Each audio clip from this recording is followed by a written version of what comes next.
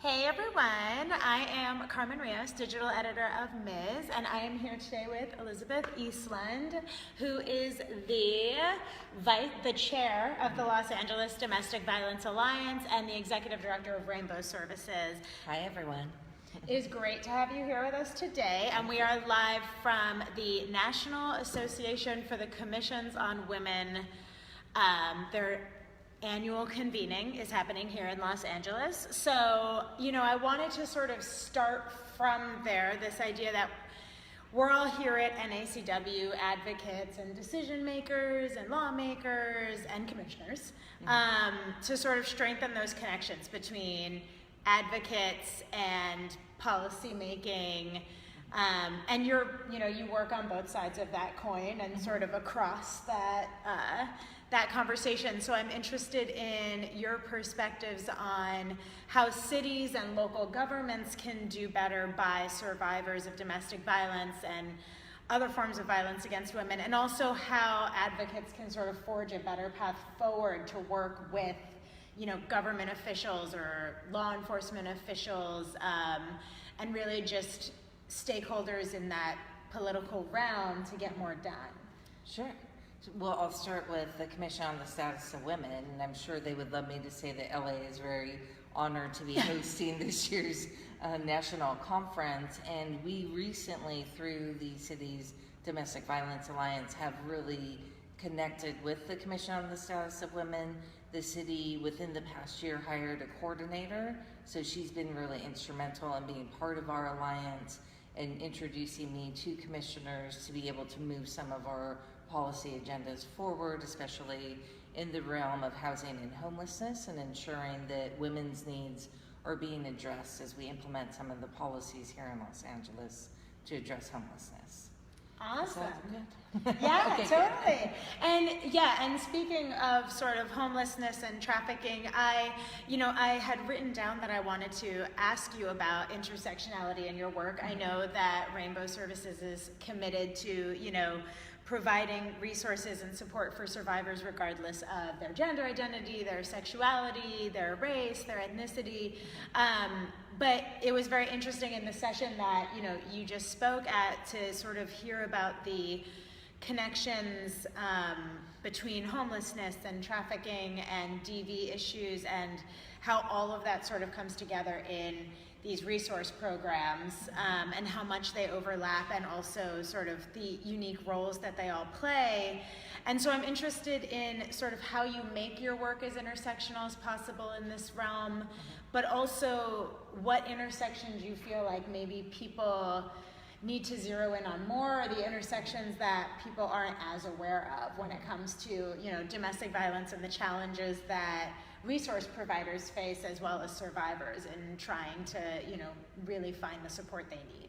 Sure. Well, I think the past few years we've really been focused on housing and homelessness, because in Los Angeles we had the county's homeless initiatives dropped, and then the city's homeless strategies dropped in 2016. So January 2016, 300 pages of strategy, not one mention of how to address women specifically or domestic violence victims. Oh my God. There were 3 mentions, like literally one said, and consider the needs of domestic violence victims. So that really catapulted our advocacy, and we met with the leadership of Downtown Women's Center and the Domestic Violence Alliance, and we came together to really put forward a message to the city and county saying you cannot forget a significant portion of the homeless population.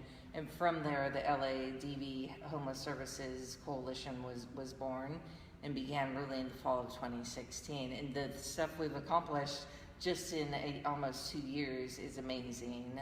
Last October, we had a summit that was the first of its kind, bringing together DV advocates, homeless services, city and county representatives. The mayor came and spoke and actually said, shame on us for not including women and DV survivors in the initiatives.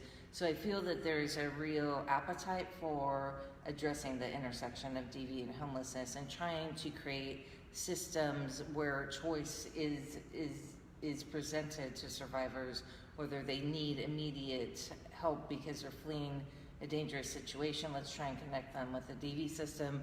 if it's okay if their safety needs have been addressed, or how do we train homeless service staff in addressing safety needs and then getting them through coordinated entry. So that's what we're doing now with the coalition, and I think one of the most amazing things is just building relationships and breaking down the silos that we once worked in, and being able to call upon our homeless service provider and say, hey, you know, we have someone who we will continue providing support services to, that we need housing for them, a housing resource for them. So that's one. I think another big intersection that we deal with on a daily basis, but maybe don't talk kind of outside of the DD field a lot, is with children protective services. So we have a lot of survivors who are connected to children protective services who have been almost re-victimized by that system by saying, you know, you have failed to protect your child, and therefore you need to go to a DV shelter or we will detain them. And we have kind of overlapping and conflicting principles and shared goals of child safety, right? Yeah. So we want to keep the kids safe, and yet that's being done at kind of the re-traumatization of the victim. Yeah. So really wanting to hold up that intersection and looking at how can we improve on supporting families who are agreeing to do what they need to do to keep their kids safe, and supporting the non-abusing parent with resource and services. Totally. So and that's a couple.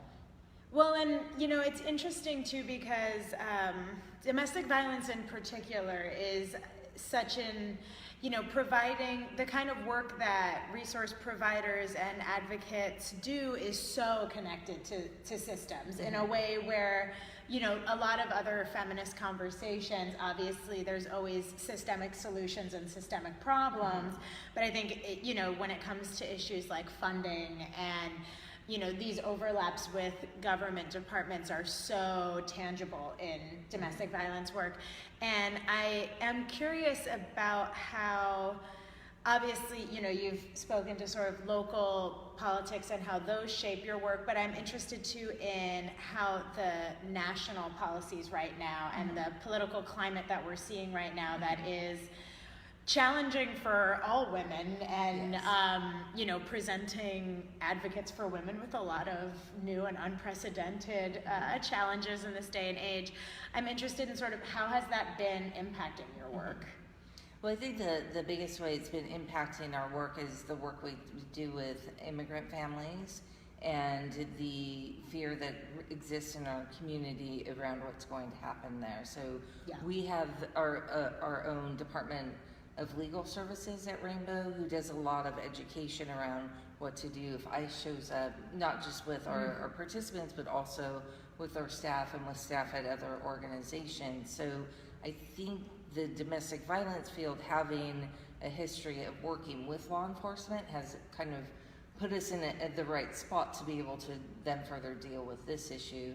It is a scary time looking at some of the protections being rolled back that were traditionally there for immigrant families, and so there's a lot of work to do there. Yeah. I think back to the housing and homeless side, the Housing and Urban Development Department of the federal government is really moving towards permanent housing solutions and going away from shelter and transitional housing funding.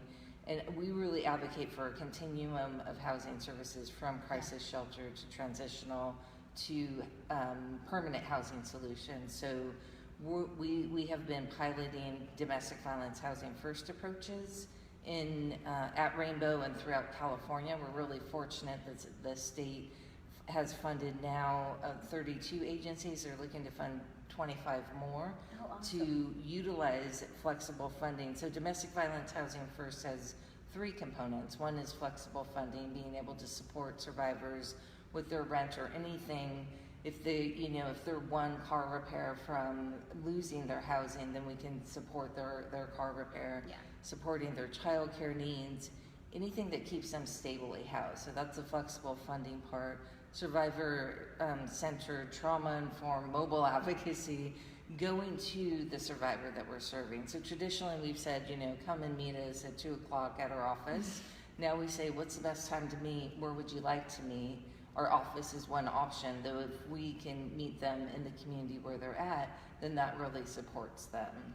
And then having community connections is also another component. So working with landlords, other housing organizations in the community to really support how we can identify the very limited affordable housing options, or looking at different models for how families live is important. Yeah.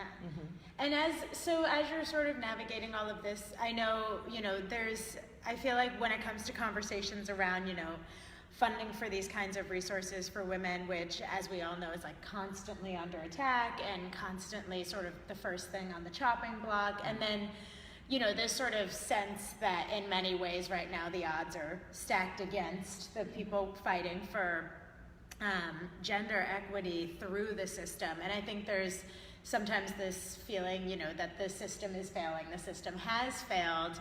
And I'm curious, I feel like you, of all people, would be ready to sort of envision, what does a system that works for domestic violence survivors look like?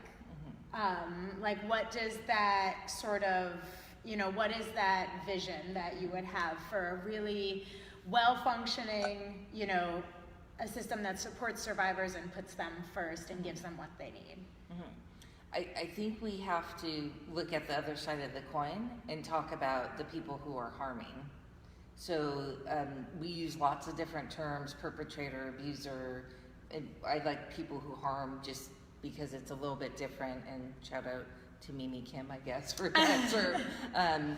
But if we don't address the people who harm, we're never going to effectively change what is going on in families experiencing intimate partner violence.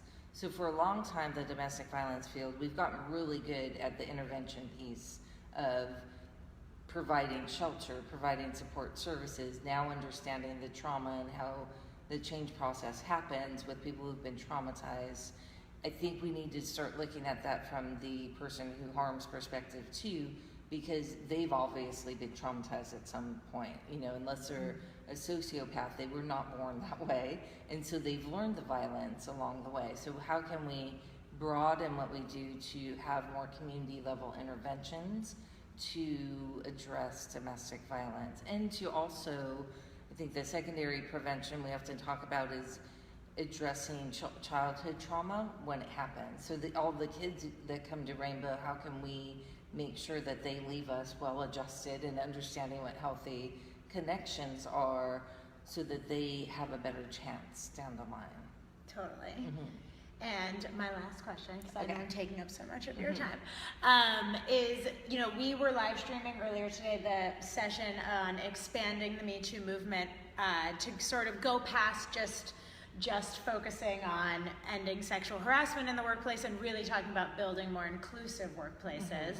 And I'm sort of curious on this side of the conversation of how we can really capture the energy in this moment for Ms. readers who are super engaged around issues of violence in their own communities.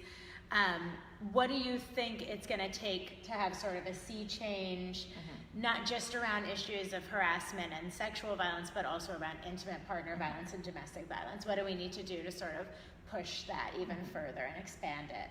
Sure. I think, it's still an issue that's very much stigmatized, and shifting that conversation from why doesn't she just leave, that places all of the blame on the victim, that makes that victim responsible for changing the circumstances of their family, to asking why do people harm, and placing the responsibility on the person who's harming and having interventions for them. And I think also, when I think about Me Too and how big that has gotten, domestic violence is so prevalent in a lot of different ways, right? The people who come to Rainbow or go to domestic violence services have reached a certain level in their relationship where they can no longer kind of handle what's happening on their own, or they're being forced by some sort of system to come to us. Though by far a majority of people who experience intimate partner violence never touch the social service system. So there is a lot of abuse that is happening in relationships that we are not having any impact on. So maybe that's the opportunity to really look at how do we educate more people about what healthy functioning relationships look like versus waiting until they get to that point where they really need us. Well, can we kind of go back upstream and teach kids what healthy connections are? Because I think part of it too is if you're growing up in a violent home, you may not know any different. You may think that this is love, to be treated in a certain way. And so how do we change that narrative for kids too, so that they know that it's not right? Awesome. Well, thank you so much for taking the time to talk with us today. And thank you for all that you're doing. Thank you. Thanks. Great. And now I have to find the button.